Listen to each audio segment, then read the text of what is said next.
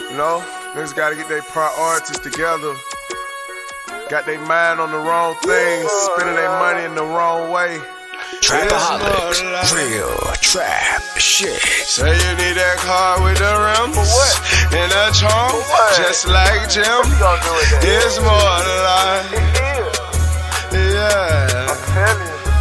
Talk to him. Say you need that LV bag with the belt and the hat. That's all you got though. It's more than life.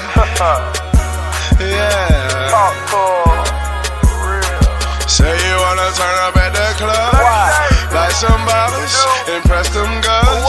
It's more than life. Fucking everybody. Yeah.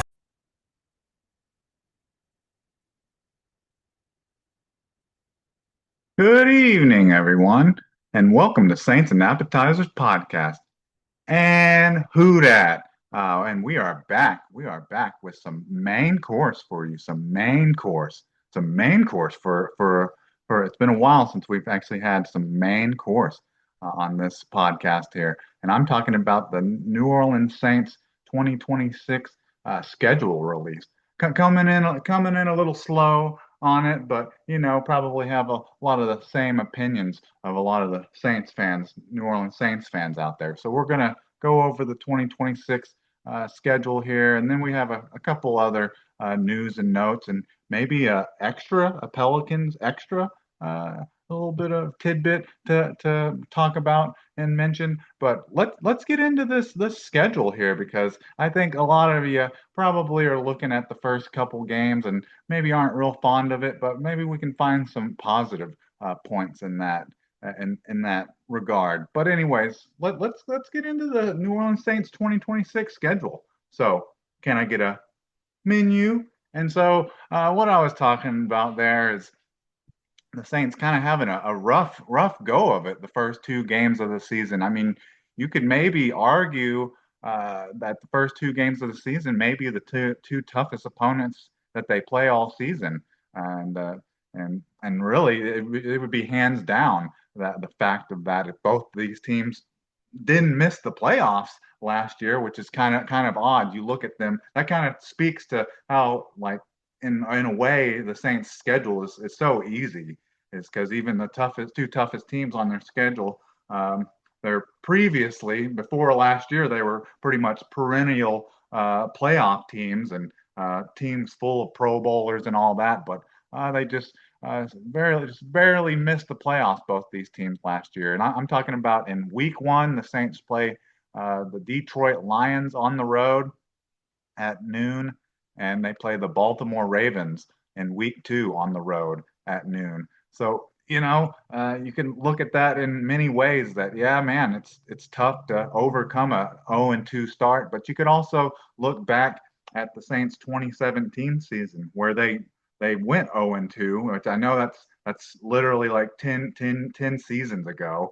But they won 10. They went on a 10-game winning streak after that. But that's with Drew Brees, a rookie Alvin Kamara, rookie Marshawn Lattimore, a talent, a lot more talent. Probably, I think it's pretty easy to say that's a lot more talented roster than the Saints' current team. Like we just don't know how talented this New Orleans Saints 2026 team, because it's so young. But I mean, it's possible that they could maybe sneak up on teams, because you really don't know what teams are going to be. Like, if teams going to get snuck up on, or you're gonna get snuck up on.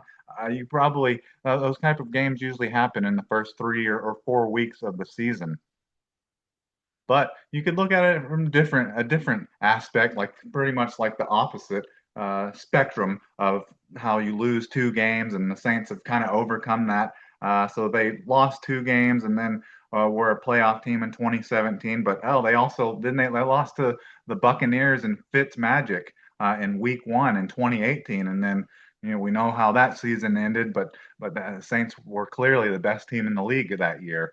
So, doesn't necessarily guarantee you anything. And also having a good start to the season doesn't guarantee you anything. The Saints had several seasons, I think at least two under Dennis Allen, where they started the season 2-0, and then just completely fell off a cliff from there. And even in 2021, the last year with with Sean Payton, the Saints were 5-2 and didn't make the playoffs.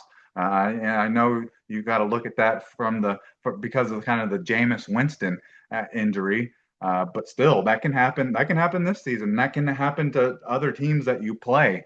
But I'm kind of a fan. I like that it's the Saints kind of getting the two toughest opponents, just kind of getting them out of the way. And I like the idea of maybe the Saints can sneak up on one of these teams and still win, or maybe possibly two. And I think that'll definitely have the rest of the NFL maybe taking the Saints a little more serious, even if they can just get one of these wins. So starting on the road, your first two games of the season, not ideal, but then it's kind of gets a little softer there because then the Saints have three consecutive road games. So my buddy, who is a uh, who is a Las Vegas Raiders fan, he was asking if he thought me and him were adult enough, enough of being big enough adults or true adults to watch this game together. And he was thinking that he'd originally heard that this game was was in was in week 17, which he said, well, maybe that game won't matter. I was like, well, I don't know. That may be even worse than the Las Vegas Raider game in week 3 at 3:25 p.m. Because hell, the Saints or maybe possibly the Raiders maybe need to have a win and you're in type of game. But no, they play them week 3, and definitely if the Saints start the season 0-2, I don't think I'll be able to watch that game with my buddy who is a Las Vegas Raiders fan. Too much emotion, and I'll be definitely upset if the Saints start the season 0-3, somehow lose to the Raiders and start 0-3, and hell, before you even know it, like on a blink of an eye, hell, it feel like the 2026 season is already over. But that's just an interesting game having the Raiders there in week 3, which is the 20-year anniversary of the New Orleans Dome coming, the Steve Gleason block punt by the Saints, and it's just funny because we got in week 4, we actually have the Atlanta Falcons on Monday Night Football at 15 p.m. But they didn't want to something they just didn't want to play the Saints on the actual day, the actual week of the 20th anniversary, and just put it the next week, which is just I don't even understand what the point of that. I mean, I think fans in the dome and hell the Monday night football crew, they're going to be treating it pretty much as if it was the dome coming. And it just shows you that the Falcons aren't a serious organization, aren't a serious team, don't believe in their team because hell, if anything, you would think that they would want to come in week 3 on a Monday night football and beat the Saints, stick it to them on their 20th anniversary. But no, we couldn't have that. We had to do it week 4. Like we'll I guess we'll accept that on week 4. But I feel it's going to be a very similar feeling if if the Las Vegas Raiders don't get all the smoke in week 3.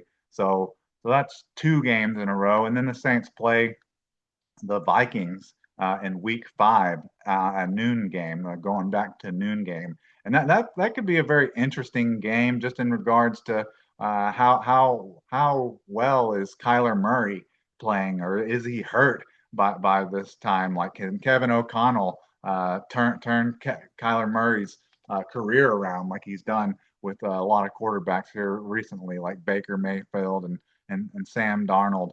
It'd be very interesting to see. And with Saints fans, hell, we're probably most Saints fans probably feel that the Saints are bigger rivals, like the Minnesota Vikings are bigger rivals than how the Panthers or the Buccaneers, honestly. And so on to week 6, we have the New York Giants going back on the road here for week 6. That's a 12 p.m. game as well, and this is in New York. And man, this kind of feels like I believe the first game that the Saints won last year was the game over the New York Giants where they like turned the ball over like 5 times. I think Jackson Dart like fumbled it twice and threw an interception.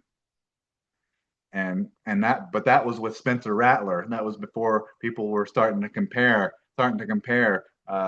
Jackson Dart and Tyler Shuck. So this will be kind of a very light deciding factor of who's the better quarterback. So man, out of a lot of these games on this schedule, that's one I really would like to win, just to kind of prove that Spencer uh, that Tyler Shuck is better than Jackson Dart, even if he doesn't have a better game than Jackson Dart in the game, just statistically. But just beating the Giants again and being kind of able to stick it to them, and just kind of being able to hold 2 games in a row over their head, and we can always go back to hell. We beat you last year with Spencer Rattler, but being able to do it again with Tyler Shuck would be nice. So that's your games that are on the road in the United States. So now then, on week 7, the Saints are playing in Paris against the Pittsburgh Steelers. In this game, the Saints like were supposed to, or I guess kind of. I guess when you look at it, the Saints were going to have 9 home games this year, but because they're doing an international game, can you really call this game in Paris against the Pittsburgh Steelers at 8:30 a.m. An actual home game? I guess because I guess when they do polls about the biggest fans in Paris, most fans over there, I guess, are Saints fans. So maybe there'll be a home field advantage, but still, I don't look at that as a home game. And then on top of that, you have all the travel and all that. But this game was originally supposed to be against the Cleveland Browns. So I don't know how I feel about that being switched to the Pittsburgh Steelers, who are a playoff team last year. But who knows? Just kind of like the Vikings in week 5 with Kyler Murray. Who knows what the condition of Aaron Rodgers will be by week 7 in Paris. So that's the first 7 weeks of the season, and then the Saints have a pretty nicely placed bye week here in week 8. So I like that, and I like them having the bye week coming off of all the international travel. So they get even more rest, not having to play a team after traveling all those air miles, and then maybe even possibly, obviously, the Saints only have like 1.5 prime time games, or I guess you could say 2 standalone games with the Monday night game against the Falcons and then this Paris game. But it would be terrible to have all that international travel and then play like on Sunday night football or Monday night football. But no, having a pretty nice bye week place, kind of close to the middle of the season where I think most teams like it to be placed. And then the Saints have another stretch here where they have two more home games in a row. So this will be the last time in the regular season here where the Saints have multiple home games back to back. So we mentioned how we thought the Browns were originally going to be the team that the Saints played in Paris, but they end up playing them week 9 at noon.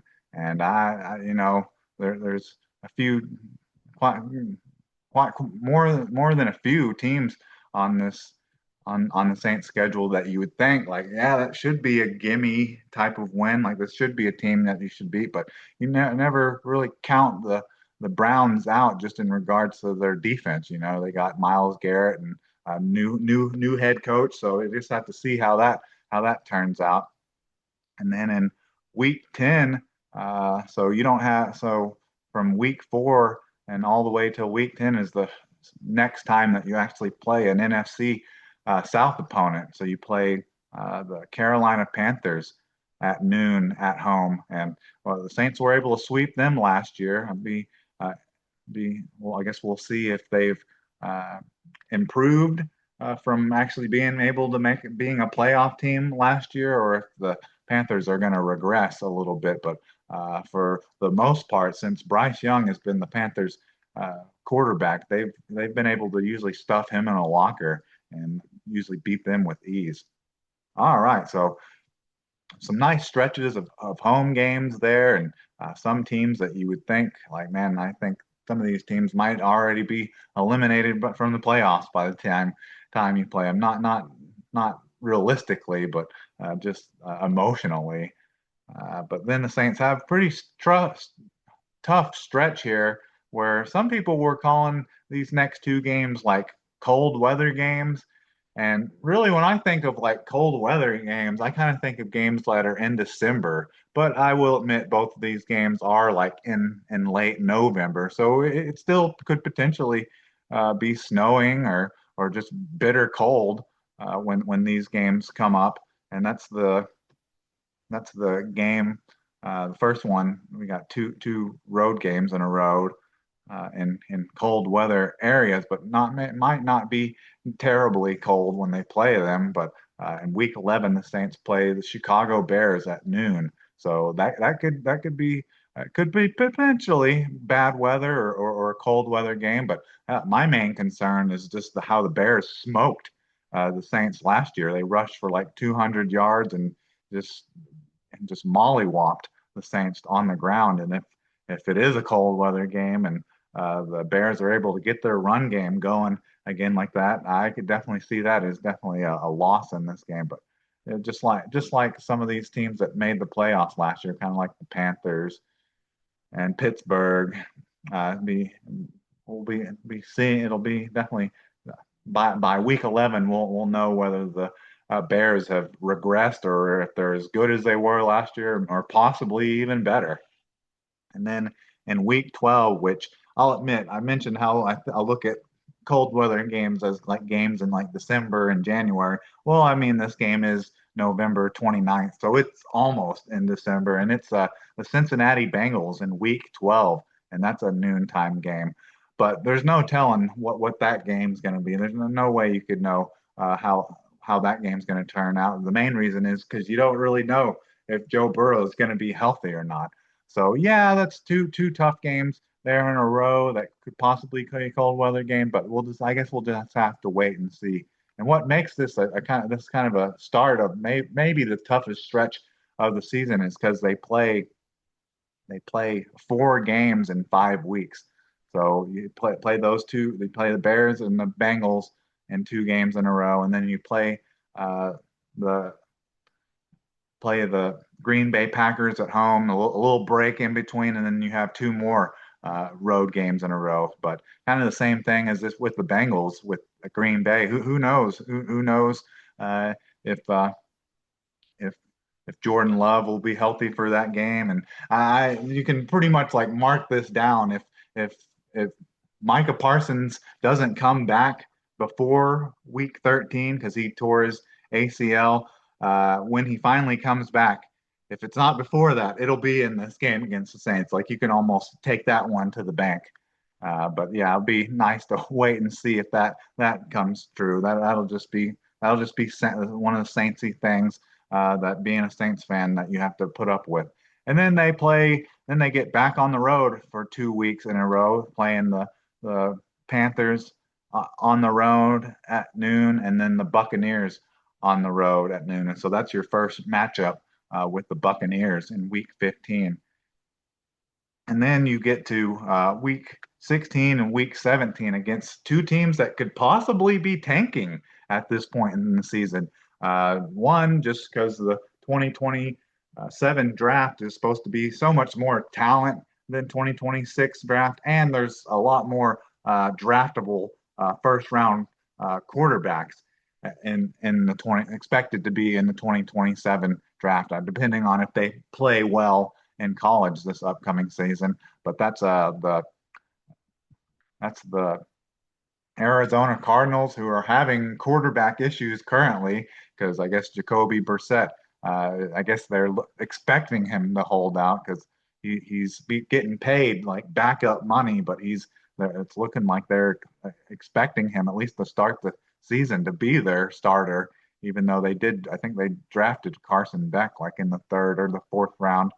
But early on, it should be Jacoby Brissett. But I mean, by week 16, it wouldn't surprise me if it's Carson Beck. And so that's a home game against possibly a tanking Arizona Cardinals team at 12 p.m. where like have on offensively the only good player on that team. Like, oh, actually I do now that I'm thinking of it's entering my mind. They have some talented players offensively because they just drafted Jordan Love, and then they have Marvin Harrison Jr., who I guess a lot of people would say for how high he was drafted, he's been a little bit of a disappointment so far. And then they have a top five tight end and Trey McBride. So they could still be dangerous. It'd just be interesting to see if they have anything to compete for at this point in the season. And then I think it's funny. I laugh because I mentioned them in the possible teams that are tanking and possible teams that are tanking for quarterbacks. But in week 17, you play the Atlanta Falcons on the road. So you're having some division games here at the end of the season to close it out. But I mean, the Falcons could be tanking just as hard as the Arizona Cardinals because I don't have much faith in Tua Tagovailoa being their next franchise quarterback or Michael Penix Jr. Also, these could be very important games for the Saints to win, and probably not win like a wild card spot, but probably to win the division. Just knowing how weak the NFC South has been the past 4 or 5 years. But you got the Atlanta Falcons at noon, and that's a January game, but don't have to worry about it being outside or anything because the Falcons play in a dome as well. And then to end the season, the cap off the season, and possibly could be a game that decides whether who wins the NFC South or whether the Saints make the playoffs or not. You have a game against the Tampa Bay Buccaneers, and it's TBD. It doesn't even have the date or the time for it. So it's possible that it could be a game that's moved to uh, Sunday night or possible. I'm trying to think. Do they even have Monday night games on in week 18? I don't think they do because the playoffs. They want it to be all fair for teams that are in the playoffs. So, but we've also seen them have games on like Saturdays as well during the end of the season, games that they flexed. So probably be a game that's uh, played during the same time that other games are. Hopefully, it's other games are for deciding the season for the Saints schedule. But that's the Saints 2026 schedule. We mentioned like really just we just have to get over the first 4 weeks, and hopefully the Saints are at least 2-2 by week 5, and hopefully they can then get into some of these stretches where they have some more home games in a row and play some weaker teams or teams that may be decimated by injuries by the time they get it, and hopefully they can get rolling. But like every Saints fan or maybe even casual NFL fan of a team, everyone thinks that their team can win 9 or 10 games and squeak into the playoffs. But I mean, the Saints are playing what, like the second, like just by last year's winning percentage, the 2025's winning percentage that they have like the second easiest schedule. It's just the kind of the way that it's kind of formulated for the first couple weeks. But that's the Saints 2026 schedule. So we'll see. Now we'll get into some of the other little news and notes and kind of the Pelicans bonus that we'll just kind of mention here, go over a little bit. But so on top of the Saints schedule, they have the good chance that they'll have some joint practices during the preseason, and I think they play the Jaguars, the Rams, and the Cowboys. Which seeing the Cowboys as the team that they play on during the preseason is kind of odd. I don't know. It's been a while since I've seen the Cowboys as a preseason team, but I think just last year the Saints played the Jaguars and the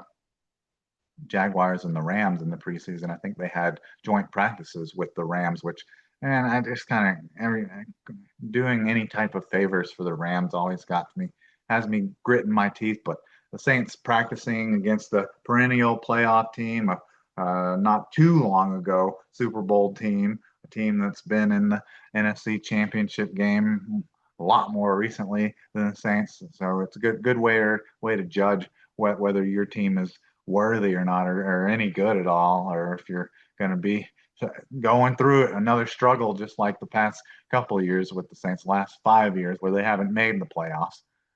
So that's the joint practices. Might even have one with the Jaguars. Say they fly out to depending on where they're practicing during the off season, definitely out to California against the Rams. And so that's the entire schedule, preseason and regular season.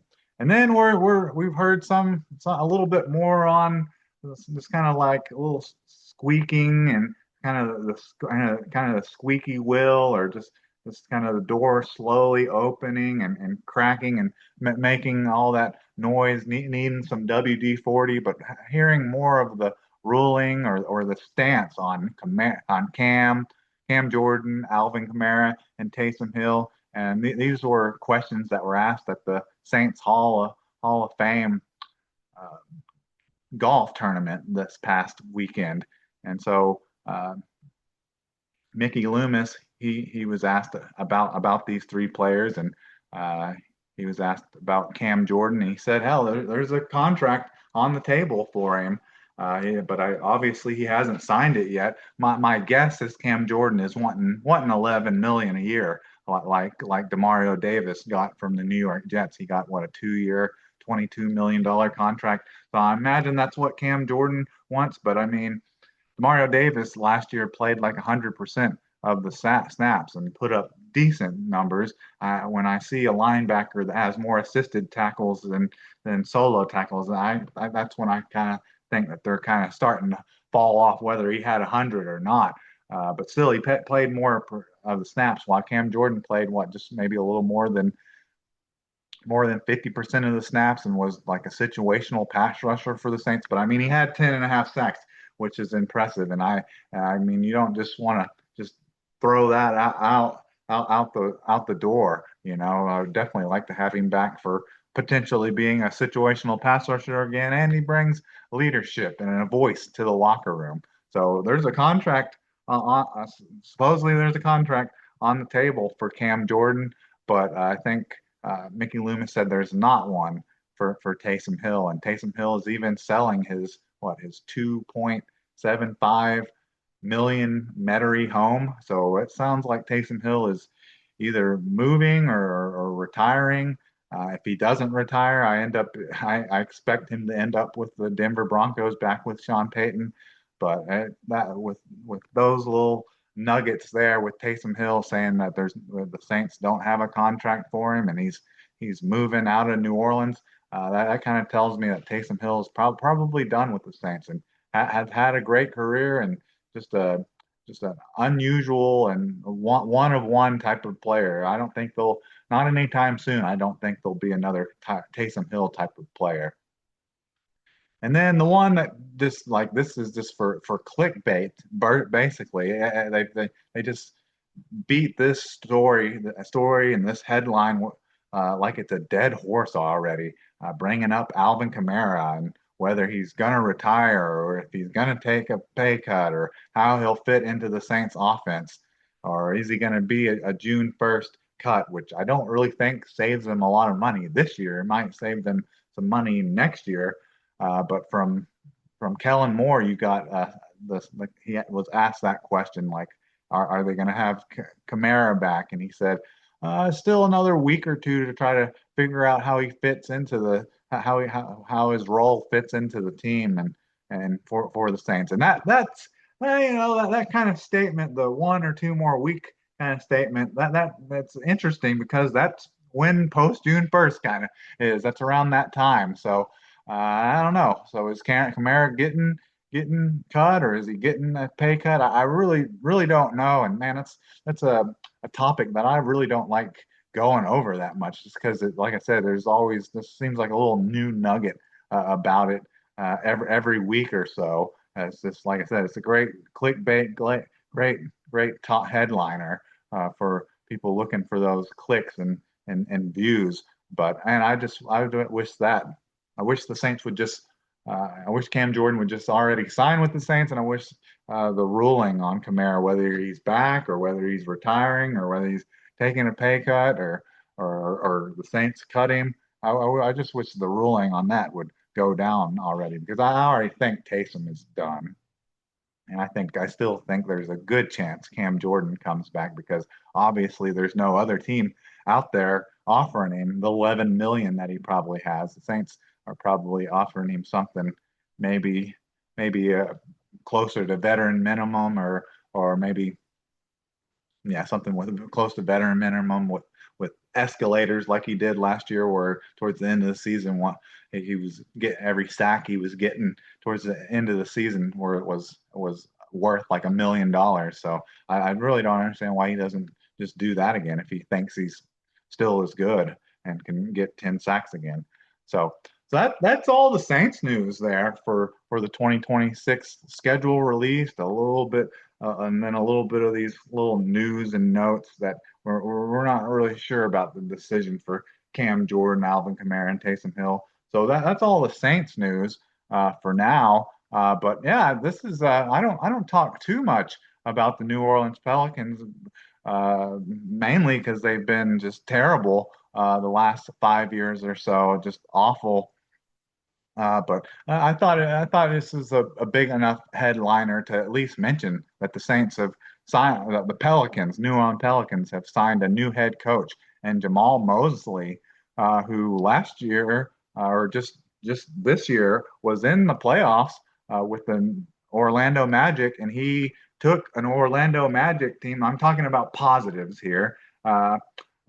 In regards to he took a Orlando Magic team from 22 wins to being in the playoffs the last two years. I don't think they really were very successful in the playoffs, but hell, if the Pelicans can just get back into the playoffs, that would have my viewership on them raised quite a bit. So that would be nice for the Pelicans to get back in the playoffs, and maybe we can get that from Jamal Mosley. Even though I don't really see that the Pelicans have a player like Paulo Banchero on their team, so that's the main problem. I don't see that the Pelicans have like a true superstar, all-star player on their team. So that may lead to this being just a negative signing or just kind of staying kind of where you are, not improving and not getting any worse, because really this signing feels kind of like past couple Pelicans head coach signings, because I know there's a lot of people out there that were wanting the Pelicans to try like some new blood, a guy that hadn't been kind of passed around the league and been a head coach of multiple teams, and we're wanting Rajon Rondo. But this signing of Jamal Mosley, which I hope he can, work his magic in regards to getting them back in the playoffs. But this feels kind of like a similar head coach signing to like Alvin Gentry, who was the head coach for the full 5 year contract from 2015 to 2020, and then Stan Van Gundy, who was terrible and only lasted a year from 2020 to 2021, and then Willie Green, who only lasted 4 seasons. But hopefully he can be better than those guys, and hopefully he can improve. Like I said, just the Pelicans and the Saints, even they can just get back in the playoffs. They don't even have to do anything. Don't even have to make any type of noise in the playoffs. They just have to get there, and that'll be enough to make me happy. But anyway, so that's a little news and notes and the rare content, rare Pelican content that I have for you.